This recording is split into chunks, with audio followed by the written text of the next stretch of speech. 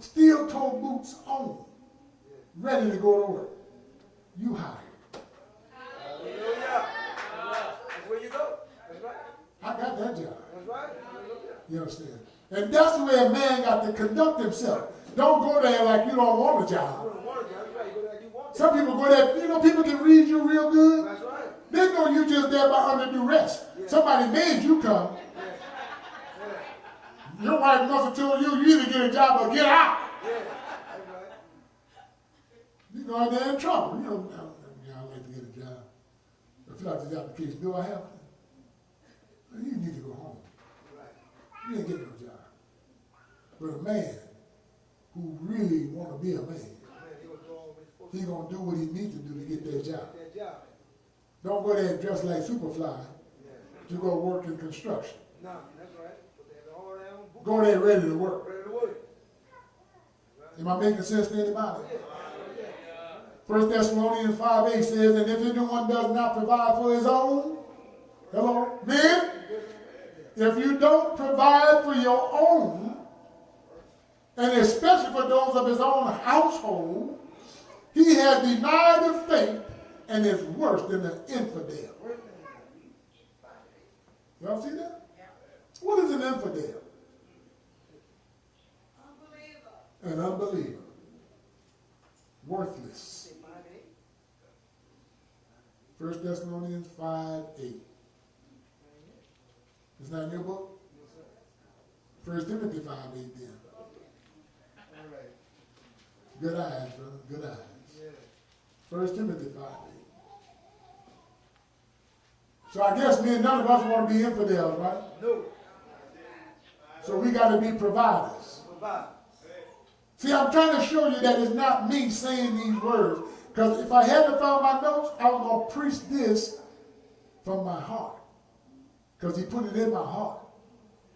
But I want you to see we got verses in this book that we said we are following, and we need to be the men that this book said we need to be. If not, we're just fooling ourselves. And self-deception is the worst deception. So if you want to be an infidel, if you want to be an unbeliever, just don't provide for your family. But I know you can provide. Isn't that right? I used to look at Brother BJ when he was a young, well, I didn't see him too much when he was, coming out of high school. I was gone. But when I came home from doing my thing, he had a house. Wasn't a wood house, wasn't a Jim Walter's house. It was a brick house. Chain link fence. Great Dane dog. Children. Wife. All that going on. I'm working at GNTX. Dump truck job. He had it going on. He made plenty of money. And I'm sitting there wondering, how you got all that? Work! That's right. Hallelujah. So I bought me a house. Bought me a dump truck. Got me a dog. Because see, I didn't know what to do. I spent my youth in Vietnam. From there, I spent myself in the world that I didn't even know nothing about. Doing worldly stuff. Running and gunning. I was evil from the word go. When I say I was evil, trust me, you don't need me to explain it to you. I was evil from the word go. But the Father saw me as a man. Hallelujah. And he had something in me from my youth. Because I was like Jaden back there. I enjoyed going to church. I wanted to sit on the front pew. I hollered and screamed, jumped up, clapped my hands, praising the Father. Sung, I did it all. I was bad as I don't know what, but I was, But the Father had something invested in me from my youth. I got baptized at 7 years old after seeing a downright true vision. Visual vision. I ain't talking about while I was sleeping. But he had something invested in me. He saw a man. But see, I was too close to the mirror to see what he sees in me. You understand what I'm telling you? Most times we don't really see ourselves for what we really are, men. We are the making of somebody else. We allow people to make us. Come on, talk to me in here. People say, you should have been doing this, you should be doing that. Then you go try that. You go live in a certain kind of way that somebody said you should live. No. You need to get in that book and find out how Yahweh said to live. So you can be a Yahweh man. Isn't that right? Yeah. See, I'm telling you something from experience, Brother Keelan, Brother Ashton, Brother Brent. I'm telling y'all from experience where I've been. Brother Shandon, Brother Flynn, Brother Ron, all of my young men in here, Brother Jaden, Brother Thaddeus. Living for somebody other than Yah is a horrible life. Because you're always trying to prove yourself to somebody instead of proving yourself to him. Well, how that work? How that verse of scripture go? The workman need not be ashamed. That's the kind of man we need to be. One who can rightly divide that word. I'm almost finished. That's right. Hallelujah. What's the signs of a real man? Number one, he leads his family to Yah, and he's dedicated to Almighty Yah. That's a real man. And if you got to prove something to anybody, that's what you got to prove yourself to. Almighty Yah. But we're so busy trying to prove ourselves to each other, we forget we got to prove ourselves to Almighty Yah.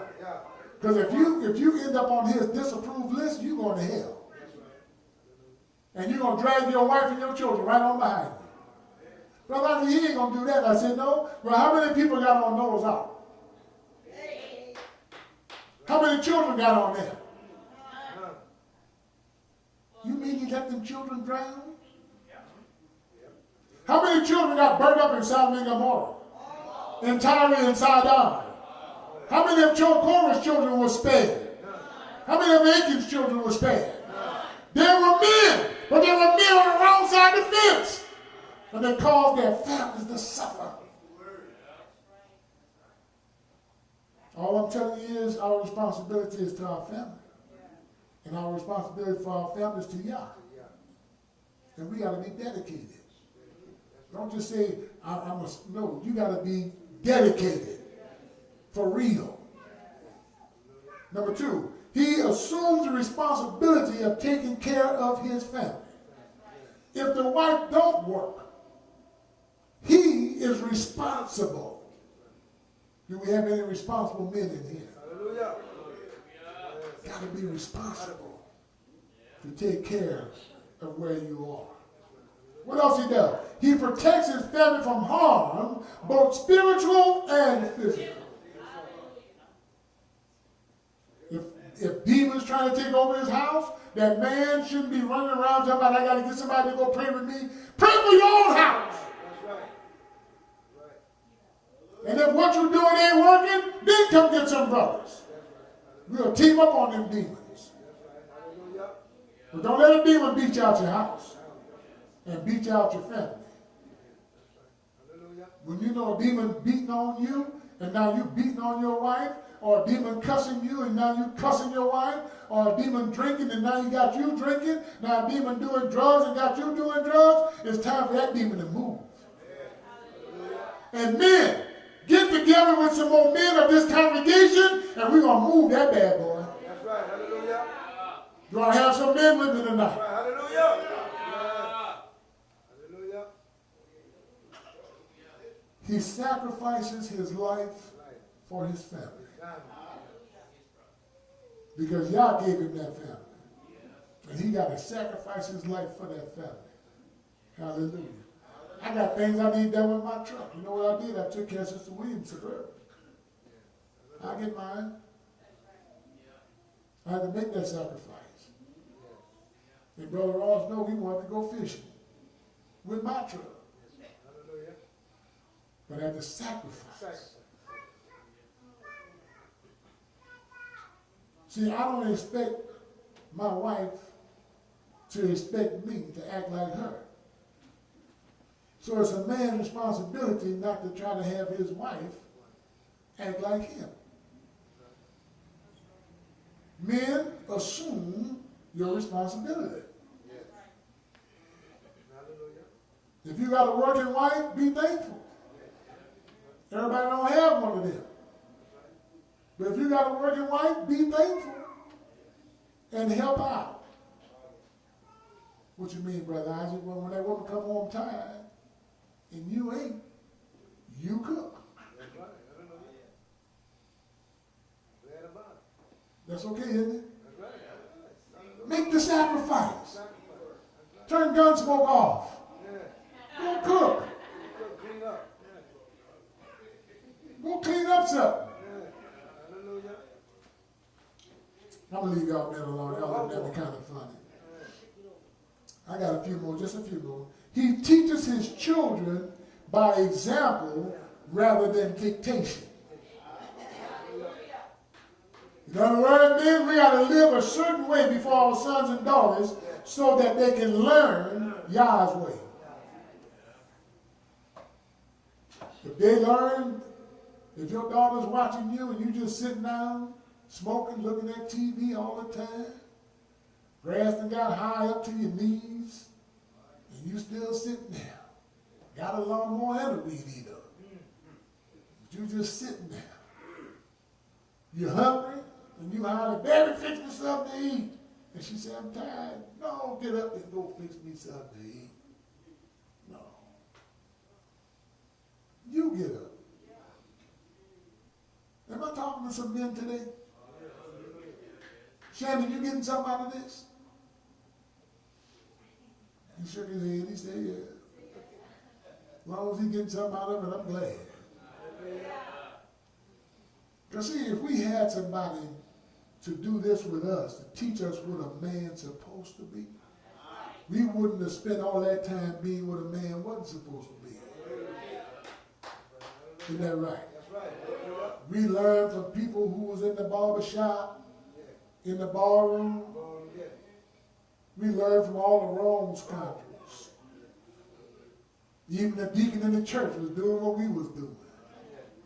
And pastor was sneaking and hiding. So we thought that was okay. That's the way it's done. Till the Father showed us, that's not it. That's not it at all. He supports the efforts of his wife in all things. If that woman is for him, support her. Come help me do this, baby. I'm trying to get this done. Go help her. Hallelujah. When my wife was doing home interior, I was there with her. I didn't want to go on them shows because there's going to be nothing but women up in there. But as far as handling them boxes and stuff, go ahead, baby. I'm going to help. I'm going to support her. When she was the principal at the school and she had to put on pageants and all that stuff, I was there. I stayed up till 12, 1 o'clock in the morning. I didn't let her do that by herself. She told me, "Come go with me to the nursing home." I said, "No." And I saw the look on her face. The next time she said, "Come go to the nursing home," I went. That's right. I didn't want to go. Right. Because that was her project. You understand? But I went anyway. See, we have that kind of responsibility as men. How many of y'all men feel like you're under some burdens? You got some weights on your shoulders. I got to put up with this and put up with that. How much of you have he put up with? I'm talking to men. How much of you have he put up with, men? But he's still there, right? Still doing what he's supposed to do, right? You know what we need to do that we're not doing, Brother Roland? We need to laugh. Hello, somebody. We need need to laugh at the devil. Why should you laugh at the devil? Because everything he said you can't do, do it.